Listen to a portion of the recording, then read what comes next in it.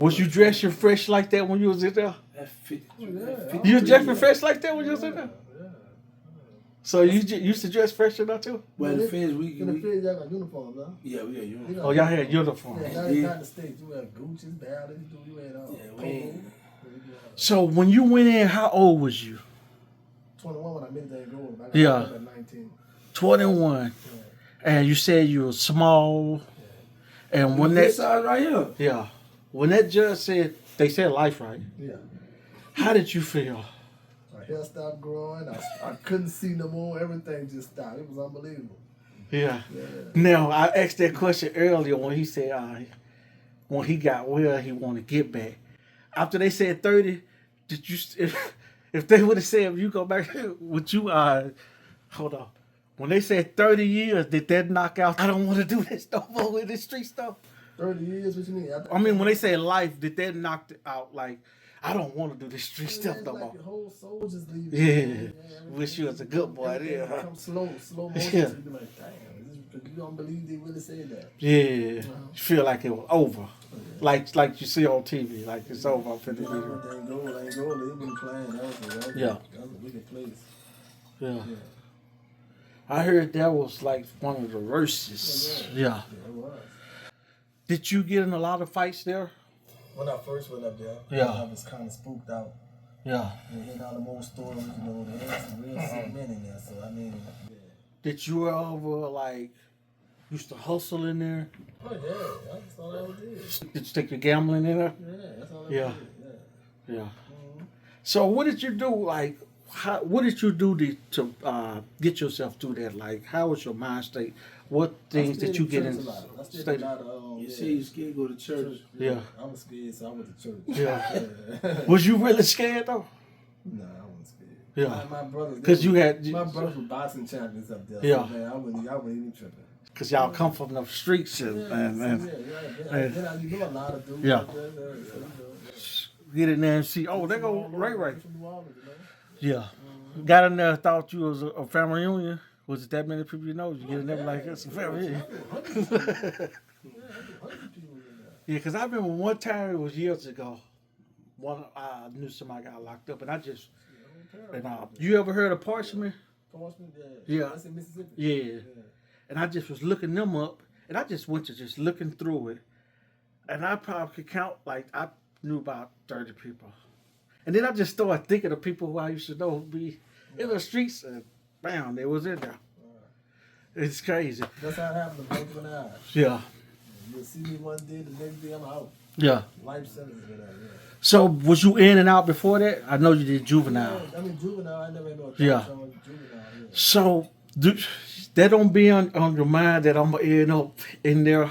But y'all, or was you wondering, I'm going to even live to see 21 or 22? Like everybody say, I didn't even think I'd live to see that long. That ever been across your mind?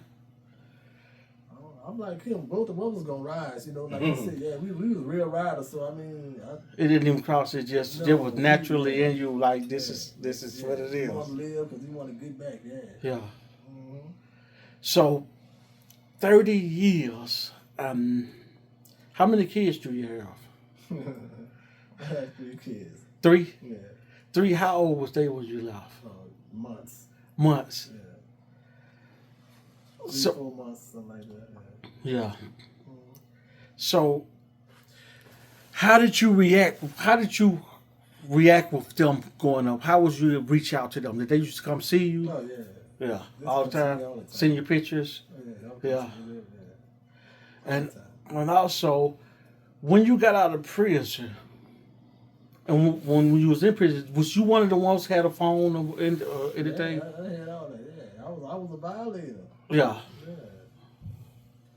When you got out, I'm talking about 30 years, when you went in, you still had black and white TVs now. You were there. They had the floor models. They still playing tapes. They had the flat screen. We were still playing tapes though. No, we had CDs. Oh, CDs, no tapes no more? Yeah, we had CDs.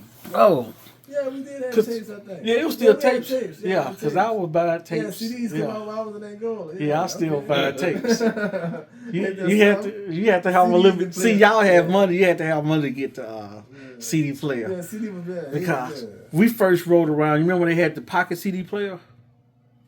They had the Pocket pocket CD. CD player that you can ride around like the pocket I was in earphones. Angola. I was in Angola. They used to have the pocket CD players where you like a Walkman.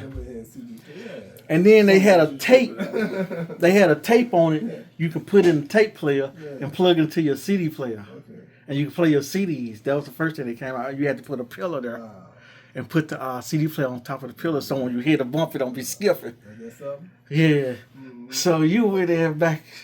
So you missed the CD that part. I missed all that. Yeah, the pull up the regular when you can take the flat the thing off there. What that is? You take it off. Face off. The face off. Yeah, the I face. missed all that. Yeah. Yeah. CD changes in the back and all that little stuff. I had all that. When you got out, was it like you was in a new world? Oh yeah, man! Everybody walking around half naked and all that little stuff. Yeah. Yeah. Everything had to Everything change. tripping, man. But you was excited. Oh yeah, was I? Huh. Yeah, I'm always happy. I ain't got to make a dime. I'm happy. So when you first walked out that door, Wake up. how did you feel? When you first walked out the door? It's relieving, you know.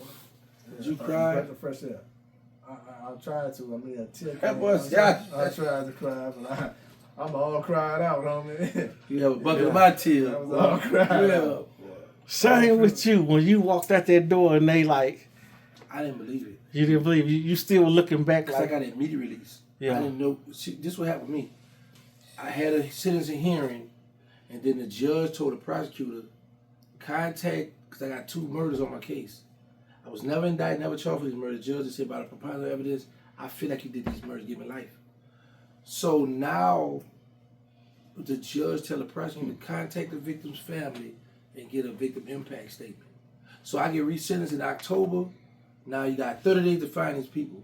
So that was like the longest 30 days of my bid out of the whole 23 years, 10 months. So I mean, and bro, like I had a license, so I didn't have no good time. Right. But I know once you take the life sentence off, I'm gonna have a good time. So I'm trying to calculate. I say, what year you got locked up? How much time I gave you? And I do the 85%. I say, you get out around this time? Yeah. I went to everybody. So I was like, according to my calculation, I'm 4 months over my sentence. yeah. So